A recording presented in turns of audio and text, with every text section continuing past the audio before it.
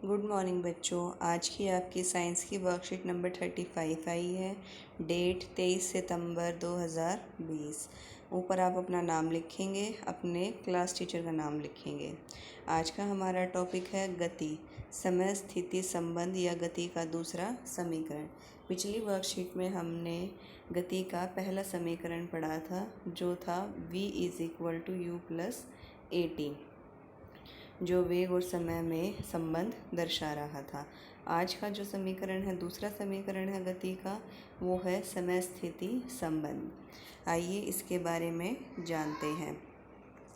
ज्ञान। जैसा कि हम जानते हैं कि जब कोई वस्तु सीधी रेखा में एक समान त्वरण से चलती है तो एक निश्चित समय अंतराल में वह एक निश्चित दूरी तय करती है, जिसे हम गति के दूसरे समीकरण s = ut + ½ द्वारा जिसे हम गति के दूसरे समीकरण s = ut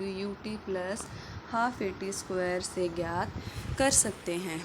गति का दूसरा समीकरण वस्तु के समय एवं स्थिति के बीच संबंध दर्शाता है। गति का दूसरा समीकरण क्या दर्शाता है बच्चों? समय एवं स्थिति के बीच के संबंध को दर्शाता है। और दूसरा समीकरण है क्या? s = ut + ½ इस समीकरण को वस्तु के वेग समय ग्राफ से प्राप्त व्युत्पन्न किया जा सकता है। कौन से ग्राफ से? वेग समय से ग्राफ से। हमने गति का पहला समीकरण कौन से ग्राफ से प्राप्त किया था? दूरी समय ग्राफ से प्राप्त किया था। आइए देखते हैं इसको किस प्रकार प्राप्त किया जा सकता है। ग्राफीय विधि द्वारा समय एवं स्थिति के बीच संबंध स्थापित कर गति का दूसरा समीकरण। यहाँ पर देखिए बच्चों, आपको एक तरफ ग्राफ दिया गया है, एक तरफ लिखकर समझाया गया है। पहला बिंदु देख लीजिएगा। एक समान त्वरण से चल रही किसी वस्तु का वेग समय ग्राफ लीजिए। ग्राफ ले लिया, ये यहाँ पर ग्राफ की एक्सप्लेनेशन है, यहाँ ग्राफ ले रखा है। इसमें u 0 नहीं है, प्रारंभिक वेग 0 नहीं है, u का कुछ ना कुछ मान है जो a बिंदु से दिखाया जाता है। वस्तु का प्रारंभिक वेग u t समय में बढ़कर v हो जाता है। t समय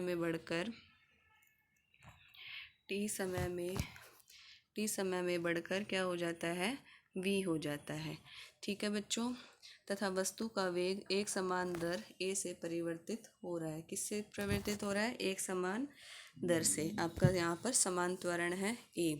दूसरा बिंदु B से x अक्ष पर लंब BC खींचिए। B से x अक्ष पर लंब BC खींच दिया गया। तीसरा बिंदु, हम जानते हैं कि वस्तु के द्वारा तय की गई दूरी वेग समय ग्राफ में निश्चित समय t में AB के नीचे घिरे क्षेत्र OABC द्वारा प्राप्त की जाती है। अब ये जो क्षेत्रफल देगा, ये पूरा एरिया, ये किसको दर्शाएगा? ये दूरी को दर्शाएगा। ठीक है। और ये वाला हम एरिया कैसे निकाल सकते हैं बच्चों? ये वाला एरिया क्षेत्रफल ये कैसे निकलेगा? ABD त्रिभुज का क्षेत्रफल और OADC आयत का क्षेत्रफल। ठीक है, त्रिभुज का क्षेत्रफल और आयत का क्षेत्रफल। यहाँ से आयत का क्षेत्रफल का फॉर्मूला सूत्र क्या होता है? OA गुणा OC और त्रिभुज का हाफ गुणा AD इंटू में BD, ये वाला इसका सूत्र है। ठीक है बच्चों, आगे देखिए यहाँ पर OA का मान क्या है? OA का मान इधर क्या है? अब हम देख ही सकते हैं, OA का मान है u प्रारंभिक वेग, OC का मान है t, OC का मान और AD का मान बराबर है t, BC का मान है v और BD का मान क्या हो जाएगा? AT। ये हमने पिछली कक्षा में पढ़ा था, पिछली वर्कशीट में पढ़ा था बेटा। त्वरण क्या होगा? BD/t। ढलान त्वरण क्या होगा? BD/AD। यहाँ से हमारा A का मान आ गया BD/t, BD/t, BD का मान है AT। अब समीकरण 1 में ये सभी मान रखने पर हमें क्या प्राप्त होता है? समीकरण 1 में हमने ये सब मान प्राप्त रख दिए, यहाँ रख दिए ये, तो हमें यहाँ से क्या मिल जाता है बच्चों? s = ut + 80²। जब हम इसको सॉल्व करते हैं हमें अपना गति का दूसरा समीकरण s is equal to u t plus half 80² मिल जाता है। ये सब आपको पता ही है क्या दिया गया है। आइए अब इस समीकरण पर आधारित एक उदाहरण देखते हैं। ये वही उदाहरण है बच्चों जो हमने पिछली वर्कशीट में निकाला था। ठीक है, देखिए पढ़ते हैं फिर से। किसी चलती बस पर ब्रेक लगाने पर गति के विपरीत दिशा में 6 मीटर पर सेकंड स्क्वायर का त्वरण उत्पन्न होता है। अब क्योंकि विपरीत दिशा है तो आपका त्वरण ए का मान कितना हो जाएगा, -6 मीटर पर सेकंड स्क्वायर। यदि बस ब्रेक लगाए जाने के बाद रुकने में 2 सेकंड समय लेती है तो उतने समय में तय की गई दूरी ज्ञात करनी है। अब यहाँ पर हमारा अंतिम वेग 0 मीटर पर सेकंड दिया गया है, समय हमें दिया गया है 2 सेकंड। अब हमें इसमें दूरी ज्ञात करनी है। पिछली वर्कशीट में हमने इसमें क्या ज्ञात किया था, प्रारंभिक वेग u ज्ञात किया था। आइए दोबारा से v ज्ञात करते हैं। पहला समीकरण है v is equal to u plus 80, सबका मान रख दिया। यहाँ से हमें u मिल गया 12 मीटर पर सेकंड। उसके बाद s यानी कि दूरी, u हमें 12 मीटर पर सेकंड मिल गया है। s हमें क्या मिला है, एक मिनट रुकिए, s हम इस सूत्र से निकालेंगे।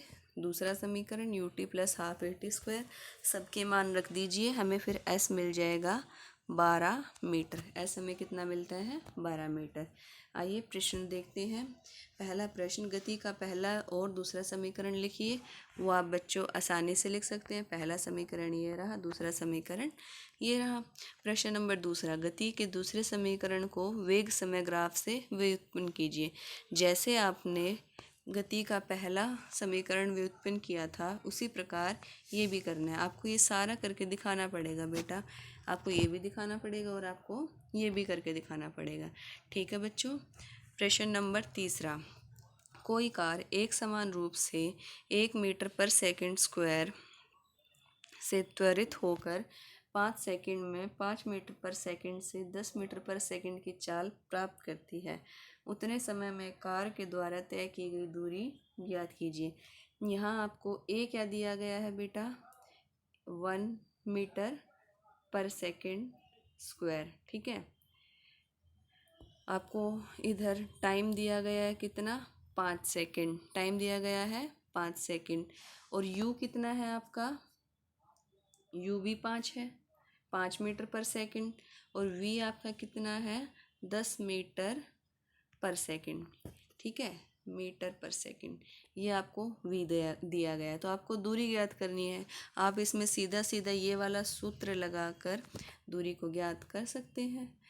ठीक है बच्चों, उम्मीद है आपको आज की वर्कशीट समझ आई होगी। धन्यवाद।